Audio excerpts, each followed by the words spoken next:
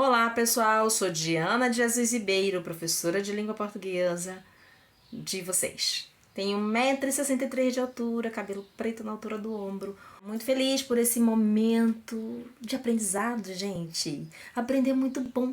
Muito, muito, muito bom. Então, conto com vocês. Tá certo? Agora estamos aqui para mais uma jornada da língua portuguesa, começando com linguagem. A linguagem é um método puramente humano e não instintivo de se comunicarem ideias, emoções e desejos por meio de símbolos voluntariamente produzidos. Bom, por meio da linguagem eu expresso o que eu sinto, o que eu penso, as minhas emoções, os meus anseios, as minhas aspirações, certo? Isso de forma voluntária e também de forma involuntária, inconsciente. Também nós fazemos isso por conta das leituras nas entrelinhas. A linguagem é importante na construção da nossa identidade como seres humanos únicos, que pensamos e interagimos para atingir nossos propósitos. A linguagem não serve só para nos comunicarmos. Ela também identifica a nossa origem, a que tipo de grupo social pertencemos. Por isso que é possível complementar que a linguagem identifica o gênero, a nossa profissão a partir do nosso arcabouço técnico, né, da linguagem. Um médico tem uma linguagem técnica, o mecânico tem uma outra, o professor outra. O nível de escolaridade, porque quanto maior o nível, indica o maior nível de leitura e apropriação de conhecimento. Então, através da linguagem também identificamos esse nível. A nossa origem, se somos da zona rural, da zona urbana, se temos uma relação de parentesco com estrangeiros, né? Somos descendentes de estrangeiros e isso interfere na nossa linguagem.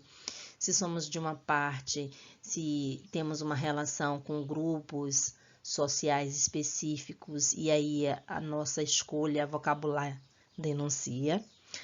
O nosso poder aquisitivo, ou seja, nossas condições financeiras, porque a condição financeira ela também proporciona a questão educacional, ampliação de conhecimento e acesso a outros lugares. E isso contribui para a formação da nossa linguagem e para a identificação desse aspecto. A nossa idade, principalmente no quesito vocabulário. A nossa classe social, classe média, alta e baixa, também tem essa diferença aí, né, em termos de linguagem. E a linguagem identifica todos esses campos. Então, cabe a pergunta: o uso da linguagem é como um guarda-roupa? Por quê? Vejamos, você vai à praia de terno e gravata? Sim, se for para uma situação específica de uma gravação, de uma exposição, de fotografia, mas não com o intuito de banhar-se no mar, de tomar um sol, né? Até porque o ambiente proporciona um corpo um pouco mais desnudo. Você não vai a um júri vestindo um short e um top, não é verdade? Porque o ambiente requer uma outra vestimenta. Você não vai para uma entrevista de emprego com, com uma roupa de praia, por exemplo. Então, a linguagem é a mesma coisa. Eu utilizo conforme o ambiente que eu frequento. Se eu estou no meu grupo de amigos, eu tenho uma certa liberdade. Se eu estou apresentando um trabalho para uma entrevista de emprego, eu tenho que ter preocupação com a linguagem. É por isso que a adequação e a aceitação, elas estão interligadas. Por quê? A adequação da sua linguagem ao contexto e à situação e a aceitação das instituições. Que tipo de instituição eu frequento e que tipo de linguagem ela permite? E torna aceitável a comunicação da sociedade, né, em todos os ambientes sociais, das famílias, das escolas e dos indivíduos. Então, essa aceitação e essa adequação, ela compõem um par. Elas, né, compõem um par. E aí tem uma observação aqui para vocês. tanto a adequação ao contexto e à situação, quanto a aceitação estão interligadas às normas da linguagem e da interação social. Primeira coisa, relação de hierarquia, pertencimento àquele lugar, o respeito ao espaço, o respeito às pessoas com as quais eu me comunico, com as quais eu interajo, a minha intenção naquele espaço. Então, tudo isso conta com essa relação entre adequação e aceitação. Você mesmo, você aí, você. Você não fala com o seu colega do futebol da mesma forma que fala com o professor. Fala. Quer dizer, tem gente que fala, né? Fala. Esquece esse exemplo. Sabe aquilo que faz um carioca falar diferente de um paulista? Um skatista não entender nada numa conversa com um gótico suave? E a sua avó achar que você está andando em más companhias por falar desse jeito estranho que você fala? Hoje nós vamos falar disso. Os usos sociais da língua. Por isso mesmo, é válido ressaltar: as variações linguísticas são condicionadas por fatores sociais, fatores internos da língua e por ambos ao mesmo tempo. Os sociais, podemos citar a questão da estratificação social. A que classe social eu pertenço?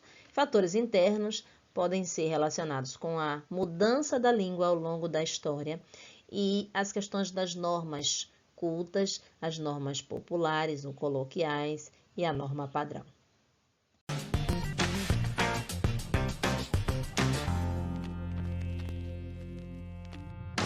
Quer um suquinho de espinafre, meu filho? Tá de gastação comigo? Quer? Mas bah, que prenda bonita que tá ali. Ai, massa, velho. Adorei essa balada de ontem. Qual é, brother? Viste? Pois então, vejamos. As variedades linguísticas, elas sofrem influências de determinados fatores. Fatores que influenciam. Nós temos os fatores geográficos, ou seja, regiões, certo? E temos os fatores socioculturais. Falando primeiro do geográfico, estão relacionados, esses fatores com falares regionais. Por exemplo, o nordestino, o sulista, o paulista, aí você tem o carioca, eles têm falares específicos conforme as suas regiões. E geralmente nós conseguimos reconhecer e identificar por algumas marcações que são rotineiras no uso, e aí você consegue identificar. Aí você ainda tem, dentro dos falares regionais, você tem a diferença entre a linguagem urbana, aquele que vive na cidade, e a linguagem rural, aquele que vive nas regiões interioranas, certo? Tem uma diferença ou algumas diferenças que são perceptíveis, principalmente na comunicação oral. Então, já os fatores que influenciam nos aspectos socioculturais do falante tem a ver com o gênero, com a classe, a que grupo social ele pertence, não é? A que classe social ele pertence. A idade também promove essa questão da variedade. A escolaridade, ou seja, o grau de escolaridade que eu fiz parte ou que eu faço parte, também determina essa variedade. Da situação, a situação é formal ou informal? A formal, ela requer uma linguagem mais rebuscada, uma linguagem mais próxima do padrão, da norma culta. Já a situação informal, ela é mais despojada, mais livre, mais coloquial, ok? Da influência, o estado emocional e a intimidade entre os falantes também influencia. Falar com um juiz é diferente de falar com o pai. Falar com um amigo é diferente de falar com um avô. Uma relação, uma fala promovida de alegria é diferente de uma fala promovida pela tristeza. E aí por diante, certo? Então, as variedades linguísticas, elas sofrem essas influências. A questão regional, urbana, rural, que está dentro do aspecto geográfico, Geográfico. E socioculturais, que tem a ver com o falante, a situação e a influência. O senhor está no trânsito, por exemplo, e eu falo assim para o senhor: Rapaz, mas eu tô arreliada. O que o senhor diz pra mim?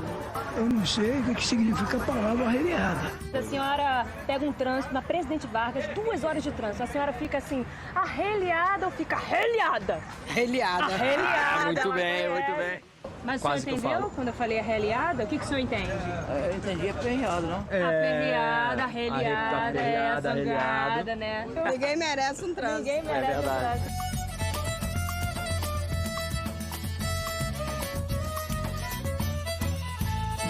Então, o senhor é de onde?